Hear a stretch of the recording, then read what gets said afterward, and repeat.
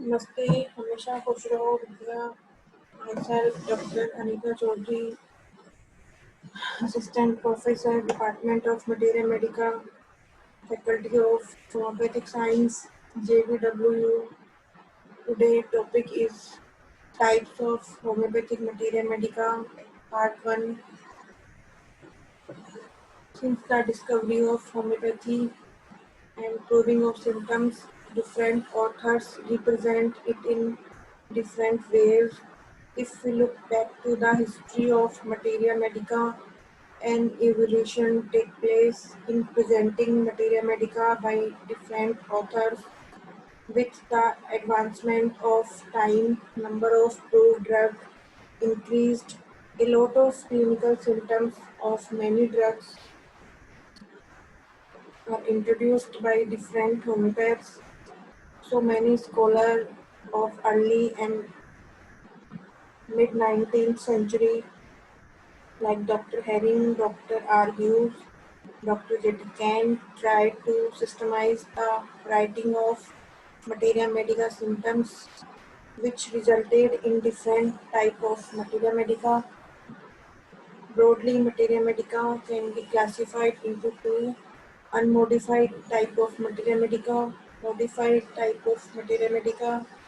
It is difficult to typify the types of materia medica, but according to the ways of representation, they can be grouped into different types. First, unmodified materia medica. Symptoms were mentioned in an unmodified form is directly in the form in which it was obtained from the brewer.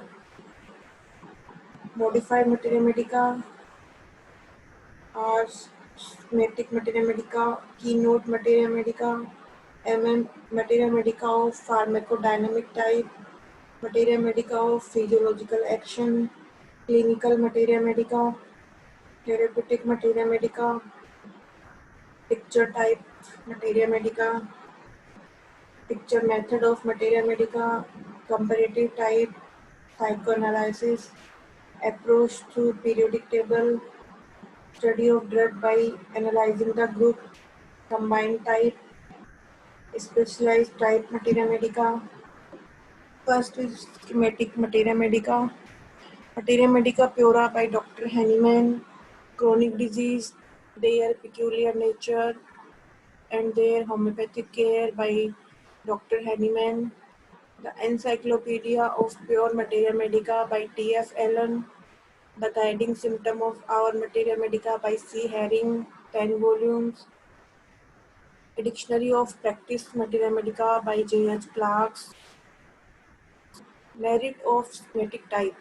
As the drugs are systematically written against each organ, if facilitated to memorize such multitude of symptoms of each drug, a ready references can be made easily and quickly for a particular symptom while searching it for a particular part of the body.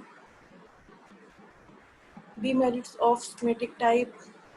It is very difficult to give value to the symptoms according to their intrinsic worth. It is because the real unexpected deviation are lost due to its fragmental study. For example, chili patient but like cold drink is peculiar to us, but if it is separately mentioned in different section, the real peculiarity of symptoms cannot be ascertained immediately. Dr. R. Hughes criticized this arrangement as an artist painting a family. Painting keeps all eye of all the member of family in one part of picture, all the nose in one another, and so on. Keynote Materia Medica. After the age of schematic Materia Medica, a new school of thought was founded. Who were the sponsors of keynote characteristic of symptoms? They attached special importance to those peculiar, rare, and striking symptoms. It was introduced by Granse. Henneman Lippe told it as characteristic symptoms. In comparing the symptom of medicine, we find that each medicine presents peculiar differences from other medicines. These differences by which one remedy is distinguished from another are keynote of the remedy. The keynote generally falls under the following categories: very peculiar symptoms, mental concomitant with bodily disease, example arsenic,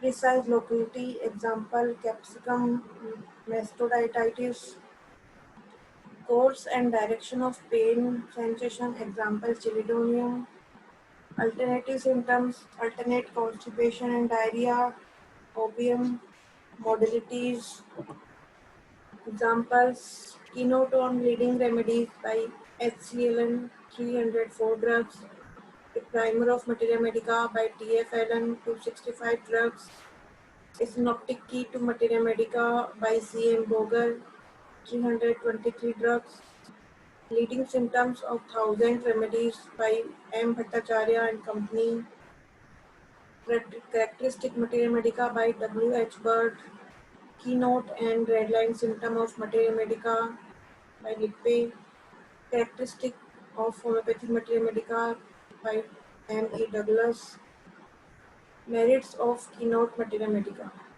To quote P.K. Sarkar, the keynote is simply the predominating symptom or feature which direct one's attention to the totality of the symptoms in and through which an individual cases is expressed. The function of keynote in the process of finding simillimum is suggestive. Its utility lies in the fact that when prescribed has become familiar with these keynote, he will be able more quickly to find the simillimum because the field of selection is narrowed. Demerits: keynote prescribing is no doubt is a shortcut and time-saving device, but it is often misused. Record failure: if these keynotes are taken as final and general, do not confirm. It tries to narrow down the number of likely similar medicine. It is also liable to misfire as it ranks one or two symptoms very high and practically ignores other. List of keynote though of very great value cannot take the place of full schema. The prescriber is constantly requiring to know the exact symptoms produced and curbed by drugs, and often these are not to be found among the keynotes. Again, when a prescriber has found corresponds in some leading symptoms, he must refer other particulars also. That's why Dr. Tyler Apthey remarked that the keynote symptoms are inavailable often to give the costing vote. This session powered by Digital Version 2.0 Jyoti Vidyapeeth Women's University. I hope you are satisfied with my digital session. If you have any query, please mention in comment box. I will resolve it. Thank you.